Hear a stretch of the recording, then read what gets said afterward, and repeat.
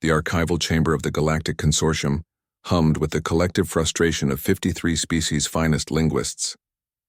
For 217 standard cycles, the inscription had defeated them all.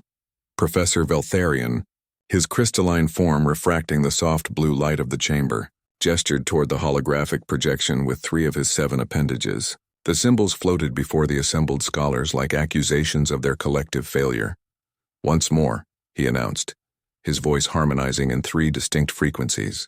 The precursor text from Kepler 442b, estimated age 47,000 standard cycles. Linguistic matrix unknown. Grammatical structure chaotic. Semantic coherence non-existent. In the back of the amphitheater, Dr. Sarah Chen yawned. She hadn't meant to be disrespectful.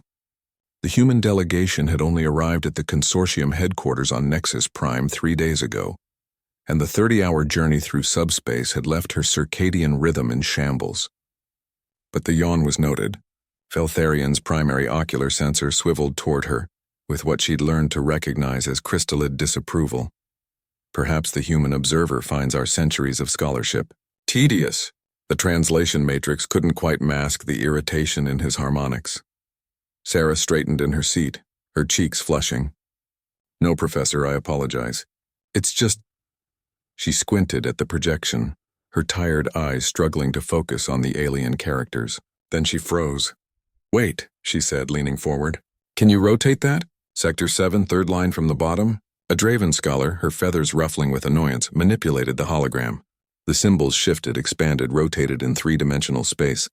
Sarah stood up, her heart beginning to pound. She made her way down the amphitheater steps, unable to take her eyes off the inscription. Other scholars shifted in their seats, some curious, others visibly annoyed at the interruption. "That symbol there," Sarah pointed. "And that one. And those 3 clustered together." She turned to face the assembly, and despite her exhaustion, despite being the only human in a room full of beings who had forgotten more about linguistics than Earth had ever known, she started to laugh. It wasn't a polite chuckle. It was the genuine, disbelieving laughter of someone who'd just realized the universe's most elaborate joke. "It's just bad Latin," she said, wiping tears from her eyes. "Really, really terrible Latin," the chamber erupted. Voices in a dozen languages, translated and overlapping, filled the space with protests and demands for explanation. Veltharion's crystalline body flashed an angry crimson. "Impossible," he declared. "We've run this inscription through 47 million linguistic algorithms. Every known language in the galactic database. Every possible combination of—" "But you don't have Latin in your database," Sarah interrupted, her scientific excitement overriding her diplomatic training. "You don't have any Earth languages yet. We just joined the consortium." She approached the hologram, her fingers moving through the light, tracing symbols. "Look, this isn't just similar to Latin. It is Latin, sort of.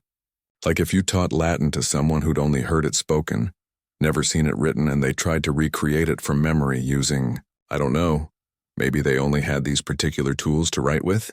A Matharian scholar, its gaseous form contained within an environmental suit, drifted forward. "Demonstrate," it hissed, the translation rendering curiosity in its voice. Sarah's mind raced, pulling up half-remembered lessons from her undergraduate classical studies course. "Okay, this symbol you've cataloged as precursor glyph 47. That's not a glyph. That's a really badly drawn V. And this one, under precursor glyph 89, it's an M, just upside down? Or maybe the stone was carved from the wrong side." She began reading, slowly at first, then with growing confidence. Iasit, Marcus, Aurelius, Quintus." She paused, processing. "Here lies Marcus Aurelius Quintus, cohors, quinta, of the 5th cohort." The silence in the chamber was absolute. "It's a gravestone," Sarah whispered, her voice filled with awe. "It's a Roman gravestone, on Kepler 442b, from 47,000 years ago." Professor Veltharion's crystalline form had shifted from crimson to a pale, shocked violet. "But your species only achieved spaceflight 73 cycles ago. Your records indicate that this Roman Empire existed merely 2,000 of your years in the past. The mathematics are impossible." Sarah turned to face him, and in her eyes was the same expression that had driven her species to cross oceans in wooden boats, to climb mountains because they were there, to reach for the stars before they truly knew what lay between them. I know, she said quietly, which means we have a much bigger mystery now.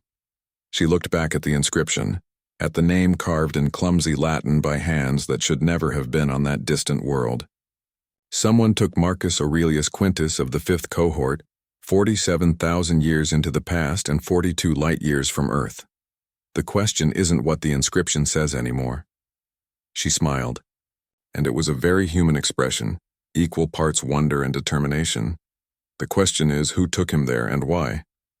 In the following silence, every being in that chamber understood why the Galactic Consortium had been so eager to welcome humanity, not for their military might or their resources, but for this peculiar human gift for seeing the simple answer everyone else had overlooked, and then immediately asking the question that changed everything.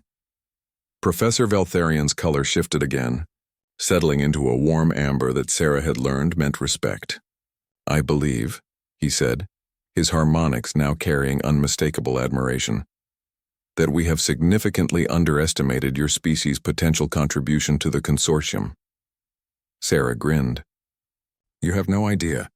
Now, if you'll excuse me, I need to call Earth. We're going to need every classical scholar we have, every historian, every crackpot theorist who ever suggested Romans had alien contact. She paused at the chamber door, looking back at the inscription one more time. Because somewhere out there, there's a story about Marcus Aurelius Quintus and his impossible journey. And humanity? She laughed again, that same disbelieving, delighted sound. We're really, really good at finding stories everyone else has given up on. The door closed behind her, leaving the Galactic Consortium's finest minds to contemplate an uncomfortable truth. Sometimes the most advanced solution requires the simplest perspective, and sometimes the newest voice in the room is exactly the one you need to hear. In the empty chamber, the holographic inscription glowed softly, its bad Latin now perfectly readable, its impossible presence now an even greater mystery than before. Humanity had arrived at the galactic stage, and the universe, for better or worse, would never be quite the same.